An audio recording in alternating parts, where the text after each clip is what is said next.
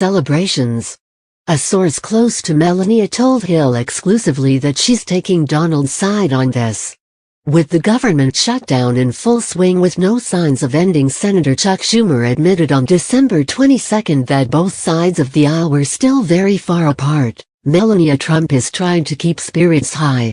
A source close to the First Lady told Hollywood Life exclusively that she somehow feels that her husband Donald Trump is somehow blameless in his obstinate persistence with gaining funding to build his wall. Melania is determined to not let the government shutdown affect their Christmas celebration at Mar-a-Lago, even though it has already delayed things with Donald having to stay behind in Washington, our source said. Melania subscribes to Donald's belief, though, that it's all down to the Democrats' unwillingness to budge, and that the blame lays firmly with them. When it comes down to it, Melania feels remorseful for all the governmental employees out of work, but she won't budge in terms of her belief that Donald is not at fault. Of course, Melania feels terrible for the federal employees that will have to go without pay over the holidays, but she doesn't see why her and Donald should be held accountable for something she believes isn't their fault, our source went on to say. The way Melania sees it, Donald is doing everything in his power to keep the country safe, and it's crazy that anybody would have an issue with that, our source added. We'll keep you posted with all of the latest news about Melania and Donald. In the meantime, check out all of their latest photos together in our gallery above.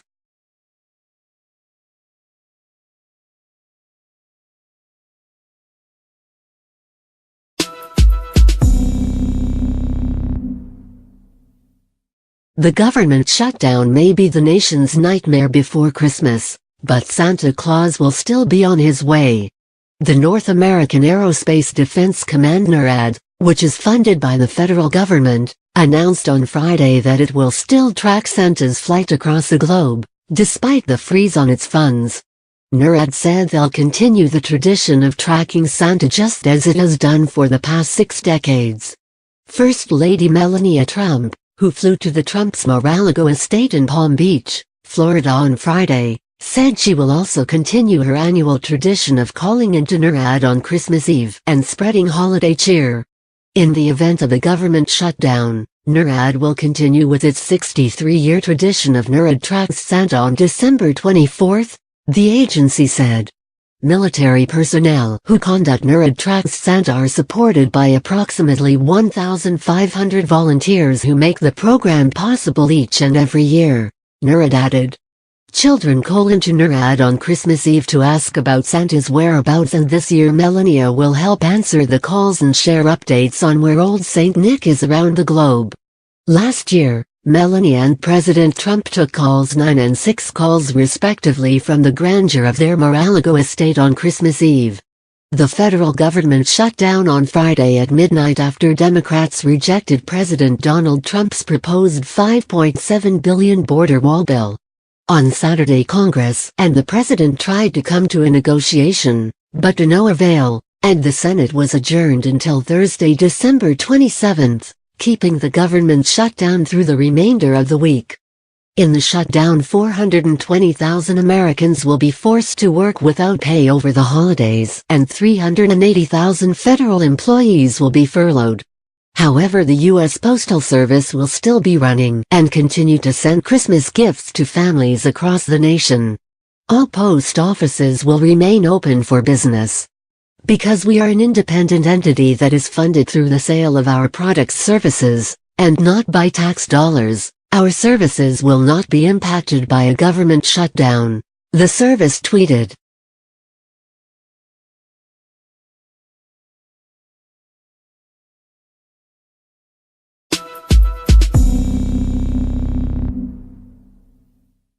Melania Trump's cranberry topiary trees may have left some of her critics seeing red, but they turned out to be a Christmas hit, one of several new ideas the Trumps introduced this holiday season. In a 4-week stretch of 21 holiday parties, the president also did fewer official photo ops and largely froze out the media. But in Tim O'Connor tradition, though, politicos still used the celebrations to squeeze in some last-minute deal-making. Many of the soirees unfolded under the threat of a partial government shutdown that took effect Saturday. A stalemate with Congress over Trump's demand for $5 billion to build a wall on the U.S. Mexico border forced the president to delay his plan to shift the merrymaking to his Florida estate on Friday. He remained in Washington while his wife and son, Barron, flew to Palm Beach without him. The red trees featured on a green carpet along the East Wing colonnade turned out to be quite the attraction. Pedestrian traffic jams formed as Trump's many party guests clamored to be photographed in front of the unusual holiday landscape. Every single person that came through the East Wing stopped for a photo, said conservative commentator Paris Denard, a recent guest.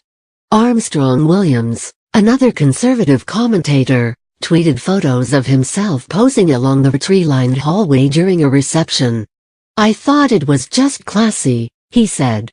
"Great for photos."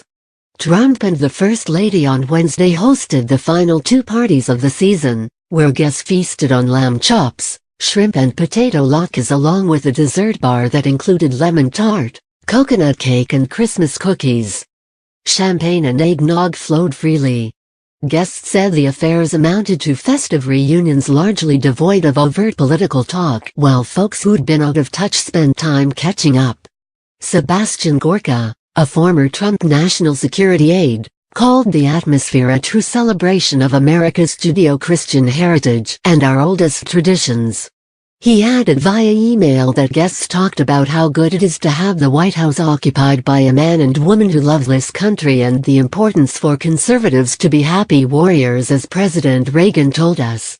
"Having a great time at the White House CQ Christmas party," said the caption. Former White House Chief of Staff Reince Priebus added to a photo he tweeted of himself and outgoing Chief of Staff John Kelly.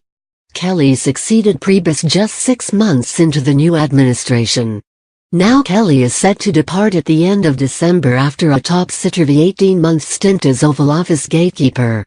Other notables who attended include $6 million man Lee Majors, Trump supporters Diamond and Silk, and professional soccer player Wayne Rooney. Largely absent from the festivities this year was the traditional opportunity for guests to have a picture taken with Trump and his wife, a time-consuming process that requires the President and First Lady to stand for hours, grinning, posing and making small talk with hundreds of guests, some of whom they hardly know. Trump retained the photo tradition for members of the U.S. Secret Service, law enforcement and the military, as well as staff who work in the residence, according to a White House official who declined to be identified discussing details of the private receptions. Except for a pair of Hanukkah receptions in the East Room, many of the holiday receptions took place in the Grand Foyer, the open area on the state floor across from the Blue Room. The parties had a certain rhythm. A tuxedo-clad Trump and the First Lady, who has worn a variety of white, black and green gowns, descended the red carpeted staircase hand in hand from their second-floor residence. Trump made roughly 10 minutes of welcoming remarks before inviting his wife to speak. They then mingled and posed for some informal photos before going back upstairs. Williams said he saw warmth between the couple. "You watch that body language. She was really happy. And she was really happy to be with him," Williams said, adding that the president's remarks were upbeat. The parties also offered job-searching opportunities for some of those on the hunt. Trump, for example, needs to find a new Interior Secretary, and he's got a class of soon-to-be unemployed members of Congress to choose from if he wants. Representative Jeff Denham, McAuliffe, who lost his re-election, is one such member said to be interested in the job. Denham attended Saturday's congressional ball at the White House. Left off the holiday schedule was the annual party for the White House press corps. Trump's sour relations with journalists who cover him and the administration peaked last month after the White House revoked a CNN correspondent's press pass. But the White House quickly reinstated the pass after a federal judge ordered it. As an alternative, the White House said it has been arranging tours for reporters and their